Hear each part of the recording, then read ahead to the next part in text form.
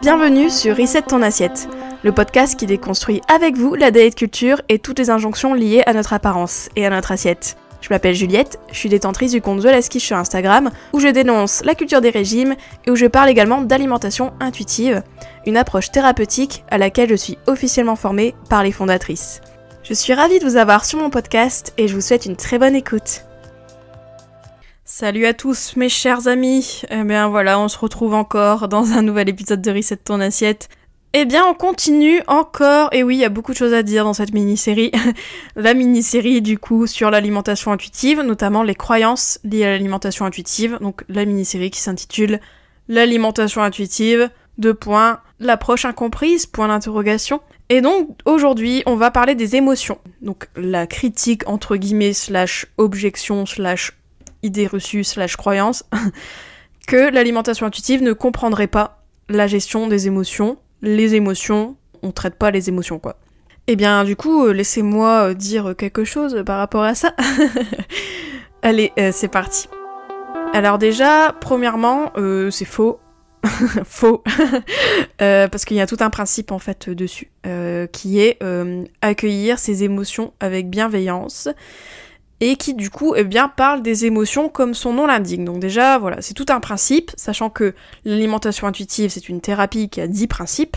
Donc un principe, c'est quand même 1/10 de l'approche, sachant que au final, les émotions, eh ben, on en parle tout le temps, un peu toujours, parce que nous sommes des êtres humains et nous avons toujours des émotions. Ça c'est la minute cheesy, mais bref, en gros c'est quand même pas mal ce principe-là, parce que voilà, il couvre quand même pas mal de choses. Donc bien sûr qu'on parle des envies de manger émotionnelles, etc. en alimentation intuitive. Et pour plus de contenu sur les émotions en alimentation intuitive, je vous renvoie à mon épisode que j'avais enregistré sur les émotions justement, et donc du coup comment on les voyait en alimentation intuitive, etc. Je vous remettrai l'épisode dans la barre d'infos, comme d'habitude, si je n'oublie pas, voilà. Donc ça c'est pour les émotions, donc oui il y a tout un principe, donc bien sûr qu'on parle des émotions. Par contre, ce que je peux dire quand même en 2 mots dans l'épisode, parce que sinon je m'arrête là.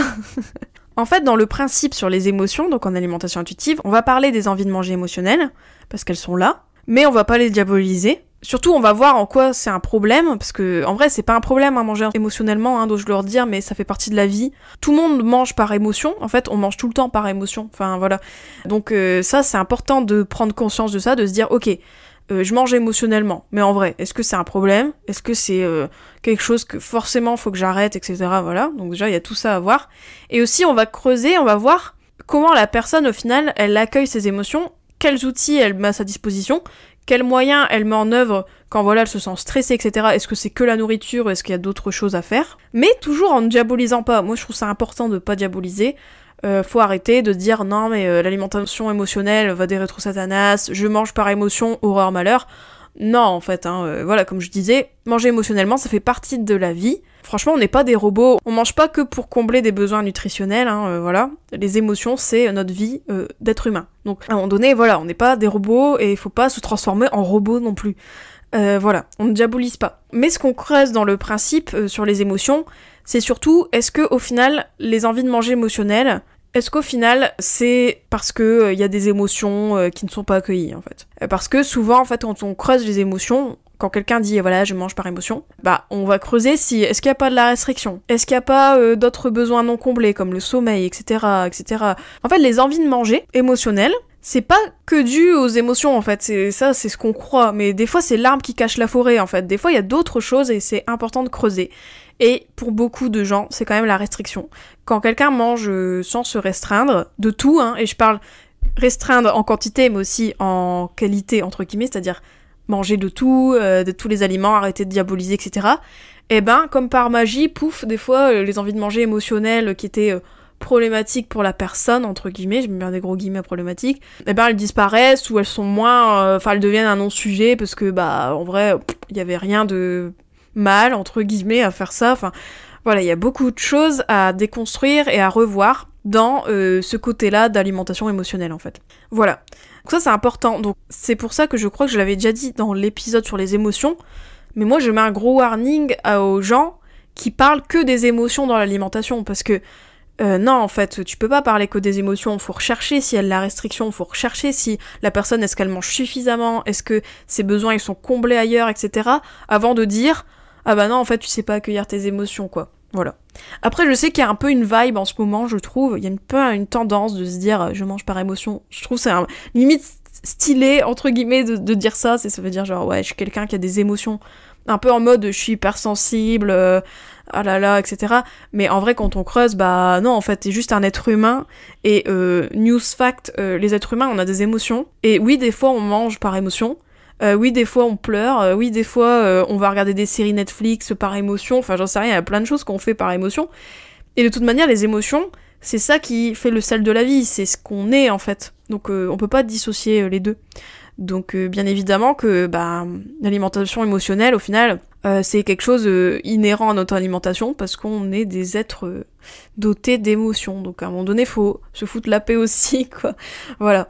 Donc l'alimentation intuitive, pour répondre à l'objection de base, elle considère les émotions, mais les émotions ne sont pas la cause numéro 1 de toutes les facettes du comportement alimentaire, quoi. Et je trouve que c'est important de dire ça, de dire ok, les émotions elles peuvent jouer un rôle. C'est vrai qu'il y a des gens qui ont une relation un peu dysfonctionnelle par rapport aux émotions à l'alimentation, c'est vrai, ça peut arriver, et ça peut aussi s'expliquer par d'autres choses, mais c'est pas la cause numéro 1 en fait, et c'est ça qu'on apprend dans l'alimentation intuitive, c'est de dire ok, les émotions, d'accord, on voit les outils pour accueillir ces émotions, on voit d'autres outils que l'alimentation, mais on diabolise pas l'alimentation, et surtout, on cherche autre chose, et surtout aussi, on voit si c'est vraiment problématique, parce que souvent, je pense que comme on a diabolisé les envies de manger avec la culture des régimes, on est hyper critique quand on a envie de manger juste comme ça, alors qu'en vrai, y a rien de mal, je répète, rien de mal à manger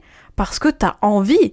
Y a rien de mal à manger parce que ton chocolat, il te donne envie et tu le manges et t'es content, enfin, rien de mal.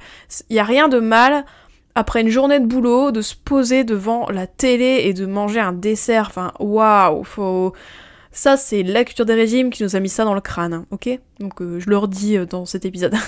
Mais du coup, l'alimentation intuitive, bien sûr qu'elle prend en compte les émotions, mais elle n'est pas focalisée que sur ça, parce qu'au final, il y a d'autres choses à voir, il y a 10 principes dans l'alimentation intuitive, hein, et il y a plein de choses à déconstruire, à interroger, et pas que les émotions, donc faut arrêter de faire des émotions un bouc émissaire, en fait, je trouve, de tout le temps leur dire c'est de la faute de mes émotions, enfin non, en fait, tes émotions, je t'ai rien demandé, elles sont là, et plus tu les accueilleras, plus tu seras en paix avec les émotions que tu traverses, et mieux ce sera, en fait, je pense, voilà, enfin, je trouve. C'est quelque chose à reconsidérer. Voilou. Donc l'alimentation émotionnelle, l'alimentation intuitive, oui peut-être, mais pas que. Voilà. J'espère que ça a répondu à votre question. En tout cas, voilà, les émotions c'est un principe entier, donc don't worry, on parle des émotions. Et donc voilà, l'alimentation intuitive est quand même assez complète comme approche. Et de toute manière, si vous ressentez le besoin de travailler sur vos émotions par exemple, je vous invite dans ces cas-là à pourquoi pas compléter avec un suivi avec un psychologue ou un psychothérapeute ou voilà. D'autres suivis en fait qui pourront peut-être vous aider par rapport aux émotions, mais en tout cas il n'y a rien de mal à avoir des émotions, il n'y a rien de mal à manger par émotion, et il n'y a pas d'émotions positives ou négatives, toutes les émotions sont là pour nous envoyer un message tout simplement, voilà. Donc sinon on se dit à la semaine prochaine pour un nouvel épisode, pour une nouvelle idée reçue je pense, et entre temps prenez soin de vous, et tout, ciao. J'espère que cet épisode t'a plu. N'hésite pas à le partager et à lui laisser une super note sur toutes les plateformes si c'est le cas. Vous pouvez toujours me retrouver sur mon compte Instagram TheLastQuiche.